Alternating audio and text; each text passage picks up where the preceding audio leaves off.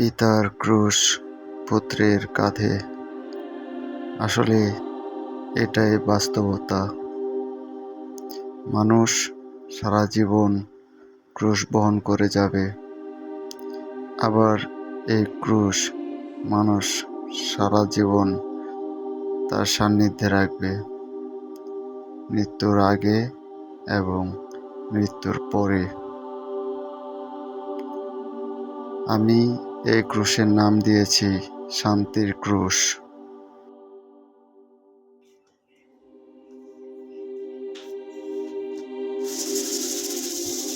যারা আমার এই ভিডিওটা দেখবেন, তারা যার যার জায়গা থেকে আমার এই ভিডিওটা একটু খ্রিস্টান ধর্মাবলম্বীদের ভিতরে শেয়ার করে দেবেন, তাহলে সবাই এই ভিডিওটা উপভোগ করতে পারবে, নিজের কাছে একটা ক্রুশ রাখতে পারবে।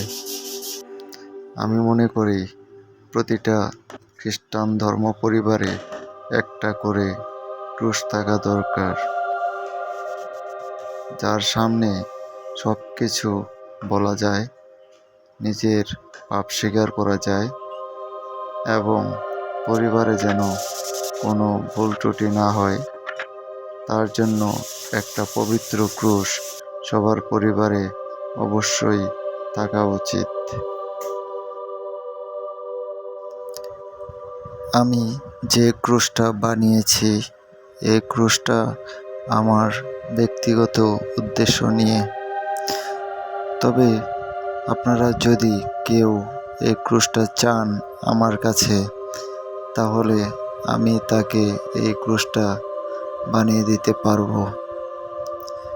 আপনারা কমেন্টসে জানিয়ে দিবেন যে এই ক্রুশটার দাম বা মূল্য কত হতে পারে।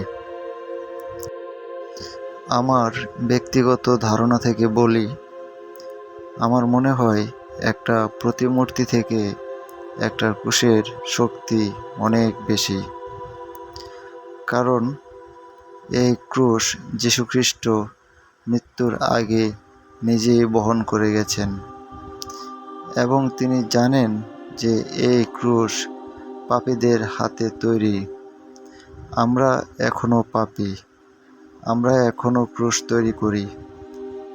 হয়তো সেই ক্রুশে যীশুখ্রিস্ট থাকেন না, কিন্তু তার যে আশীর্বাদ, যে পবিত্রতা, যে রক্ত, তা এই ক্রুশের সাথে যখন আশীর্বাদিত হয়, তখন সর্বাঙ্গীনভাবে জড়িত হয়ে যায়। তো আমি মনে করি যীশুখ্রিস্ট এই ক্রুশটাকে আশীর্বাদিত করে গেছেন তার মৃত্যুর মাধ্যমে। আমাদের বাইবেল কখনো প্রতিমূর্তিতে বিশ্বাস করে না। বাইবেল সে কথাই বলে, প্রতিমূর্তিতে বিশ্বাস করিও না, বরং নিজ ঈশ্বরকে বিশ্বাস করো। যেহেতু এই ক্রুশটা যীশুখ্রিস্ট নিজেই বহন করে গেছেন এবং এই ক্রুশে বিদ্ধ হয়েছেন, সেক্ষেত্রে এই ক্রুশ একটা ধর্মীয় পবিত্রতা বহন করে। এবং আমি আগেই বলেছি যে এই ক্রুশ জন্ম থেকে মৃত্যু এবং মৃত্যুর পরবর্তী সময় এই ক্রুশ আপনার পাশে থাকবে।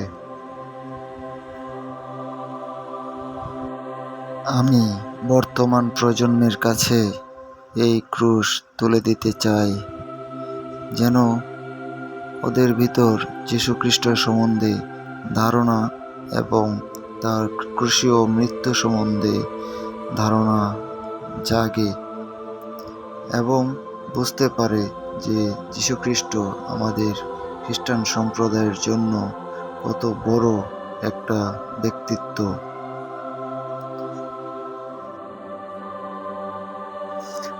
আপনারা যারা আমার এই ভিডিওটা দেখছেন, আপনারা সবাই এই ভিডিওটা একটু শেয়ার করে দেবেন এবং কমেন্টসে জানাবেন যে আমার এই ভিডিওটার যে ক্রুশটা আমি তৈরি করেছি এটার মূল্য বা দাম কত হতে পারে। কারণ আমার একটা চিন্তা বা আশা, আমি এই ক্রুশটাকে খ্রিস্ট ভক্তদের কাছে ছড়িয়ে দেব, যারা আশা করেন যে ঘরের ভিতরে এরকম একটা ক্রুশ থাকবে, যার সামনে আপনি হাঁটু পেতে প্রার্থনা করবেন, যাকে অন্ধবিশ্বাস করবেন তাকে আপনি আপনার সামনে রাখবেন এবং তার কাছে মন খুলে প্রার্থনা করবেন, তারা একটা ক্রুশ অবশ্যই নিতে পারেন। আমার ভিডিওতে দেওয়া নাম্বার অথবা আমার ইনবক্সে সবাই যোগাযোগ করতে পারেন।